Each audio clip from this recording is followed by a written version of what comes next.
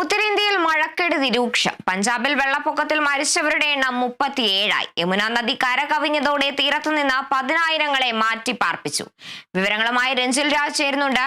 രഞ്ജിൽ, ഉത്തരേന്ത്യൻ സ്ഥലങ്ങളിലെല്ലാം മഴക്കെടുതി ഇപ്പോഴും രൂക്ഷമായി തുടരുകയാണ്. നിലവിലെ സ്ഥിതികൾ എന്താണ്? കൂടുതൽ വിവരങ്ങൾ. കാർത്തു, കഴിഞ്ഞ കുറച്ച് ദിവസമായി ഉത്തരേന്ത്യയിൽ മഴക്കെടുതി രൂക്ഷമായി തുടരുകയാണ്. ഇന്നലെയൊക്കെ നമ്മൾ റിപ്പോർട്ട് ചെയ്തിരുന്നു. ഡൽഹി, അതുപോലെ തന്നെ ഉത്തരാഖണ്ഡ്, അതുപോലെ പഞ്ചാബ്, ഹരിയാന, ഹിമാചൽ തുടങ്ങിയ പ്രദേശങ്ങളിലൊക്കെ തന്നെ മഴക്കെടുതി രൂക്ഷമായി തുടരുകയാണ്.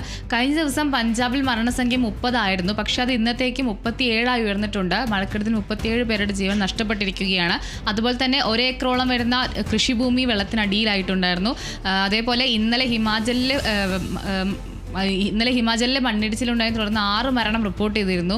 2 വീടുകളൊക്കെ തന്നെ ഫുള്ളായി മണ്ണിനടിയിൽ പോകുന്ന ഒരു സാഹചര്യമൊക്കെ ഇന്നലെ തന്നെ ഉണ്ടായിരുന്നു. എന്തായാലും ഇപ്പോഴും ഡൽഹിയിൽ കനത്ത മഴ തുടരുകയാണ്. യമുന നദിയിലെ ജലനിരപ്പ് ഇങ്ങനെ അപകടനിലയ്ക്ക് മുകളിൽ ഇങ്ങനെ ഉയർന്നു നിൽക്കുന്ന ഒരു സാഹചര്യമാണ്. 10,000-ഓളം പേരെ നിലവിൽ ആ പ്രദേശത്തു നിന്നും മാറ്റി പാർപ്പിച്ചിട്ടുണ്ട്. അതേപോലെ തന്നെ വിമാന സർവീസുകളൊക്കെ തന്നെ വെട്ടിച്ചുരുക്കിയിട്ടുണ്ട്. കനത്ത മഴ ഇപ്പോഴും തുടരുന്ന സാഹചര്യത്തിലാണ് ഇത്തരത്തിൽ വിമാന സർവീസുകളൊക്കെ തന്നെ വെട്ടിച്ചുരുക്കിയിരിക്കുന്നത്.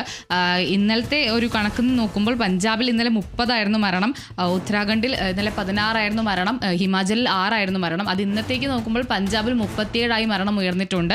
അതേപോലെ തന്നെ ഇപ്പോൾ ബംഗാളിലും ഒഡീഷയിലൊക്കെ തന്നെ മഴ മുന്നറിയിപ്പ് നൽകിയിട്ടുണ്ട്. ഈ ഒരു മഴ തുടരുന്ന സാഹചര്യത്തിലാണ് ഇത്തരത്തിൽ മുന്നറിയിപ്പ് നൽകിയിരിക്കുന്നത്.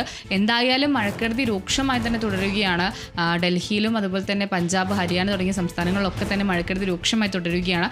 ഹിമാചലിലും ഈ മണ്ണിടിച്ചിലും ഒക്കെ ഉണ്ടാകുന്നുണ്ട്.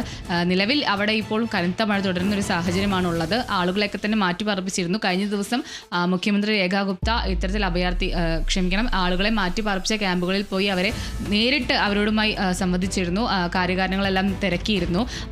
വേണ്ട നടപടികളെല്ലാം തന്നെ സ്വീകരിക്കുമെന്ന് മുഖ്യമന്ത്രി പറഞ്ഞിരുന്നു. ജാഗ്രത മതി, ഭയം വേണ്ട എന്ന് മുഖ്യമന്ത്രി പറയുന്ന ഒരു സാഹചര്യമൊക്കെ ഉണ്ട്. എന്തായാലും നിലവിൽ ഇപ്പോഴും ആ ഒരു ഡൽഹിയിലും മറ്റു പ്രദേശങ്ങളിലൊക്കെ തന്നെ മഴ തുടരുന്നൊരു സാഹചര്യമാണ്. വെള്ളപ്പൊക്കവും രൂക്ഷമായി തുടരുന്നുണ്ട്.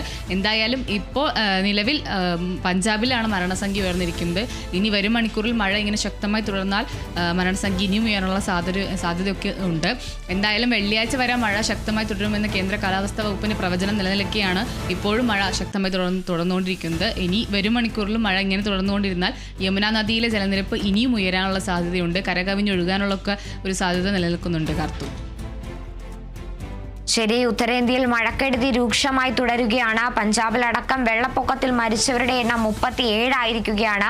രഞ്ജിൽ രാജാണ് വിവരങ്ങൾ നൽകിയത്.